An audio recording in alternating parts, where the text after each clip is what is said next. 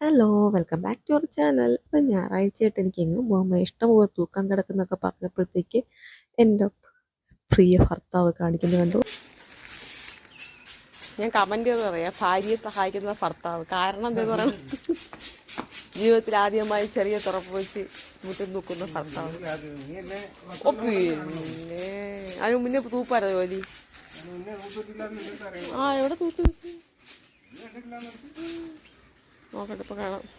വലിയ ഗമയോടി ഞാൻ തൂത്ത് തരാമെന്ന് പറഞ്ഞ് തുറപ്പ കണ്ടപ്പോഴും പിന്നെ കമൻ്റ് അറിയും. വലിയ ഗമയോട് ഞാൻ തൂക്കം ഇങ്ങനെ എടുത്ത് തുറപ്പാന്ന് പറഞ്ഞു. തുറപ്പ കണ്ടപ്പോഴത്തേക്കുള്ള എക്സ്പ്രഷൻ. വയറ് കുറേ നല്ലതാണ് കേട്ടോ തൂക്കണതെന്നും ഇങ്ങനെ.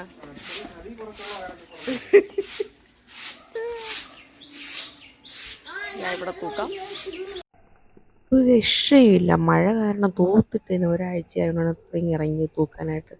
എന്നിട്ട് തീയൊന്നും കത്തിക്കില്ല. ഞങ്ങൾ കൂട്ടിയിട്ടിട്ട് മണ്ണെണ്ണ കുഴിച്ച് കത്തിക്കുകയാണ്. അപ്പോൾ നല്ല പുക വരുന്നുണ്ട്. ആ പുക വെച്ചിട്ട് അച്ഛനും മോനും കൂടെ ഓരോന്ന് കാണിച്ചു കൂട്ടുകയാണ്. എൻ്റെ കൂടെ നിൽക്കുകയാണ് അവരും. പുക വായിൽ പിടിക്കുന്ന കാണിച്ചു തരാമെന്ന് പറഞ്ഞിട്ട്.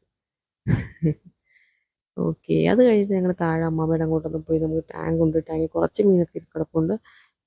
ആദ്യം സിലോപ്പി വളർത്തുന്നുണ്ടായിരുന്നു, വലിയ ടാങ്കാണ് കേട്ടോ.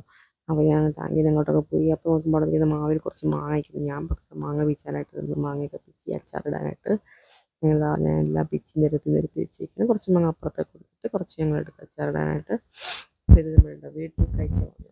അപ്പോൾ ഓരോരുത്തൻ കറിവേപ്പിൻ്റെ മരങ്ങൾക്കിടയിൽ, കറിവേപ്പിൻ്റെ ചില്ലകൾക്കിടയിൽ അമ്മയുടെ സ്ലോ മോഷൻ എടുത്തിട്ട് നമ്മൾ വീഡിയോ എടുക്കുകയാണ്. കണ്ട പാവൻ്റെ കുട്ടി സ്ലോ മോഷൻ എടുത്തിരുന്നു. അങ്ങനെ പിന്നെ ഞങ്ങൾ വൈകുന്നേരം ആയപ്പോഴത്തേക്ക് ക്ലിഫിലേക്ക് പോയി. നമ്മുടെ വർക്കലക്കാരുടെ ഒരു ഹരമാണ് ക്ലിഫ്. എത്ര വേണ്ടെന്ന് വെച്ചാലും അങ്ങോട്ട് പോകാൻ തോന്നും. അങ്ങനെ അവിടെ ലൈവ് മ്യൂസിക് നടക്കുന്നുണ്ടായിരുന്നു. ഞാൻ ജസ്റ്റ് അതൊക്കെ കണ്ടുകൊണ്ടിരിക്കുന്നു. ലൈറ്റായിട്ട് ചെറിയൊരു ഫുഡൊക്കെ അടിച്ചിട്ട് ഞങ്ങൾ ഇറങ്ങിച്ചിട്ട് പോയതാണ്. ലൈറ്റായിട്ട് സീ ഫുഡ്.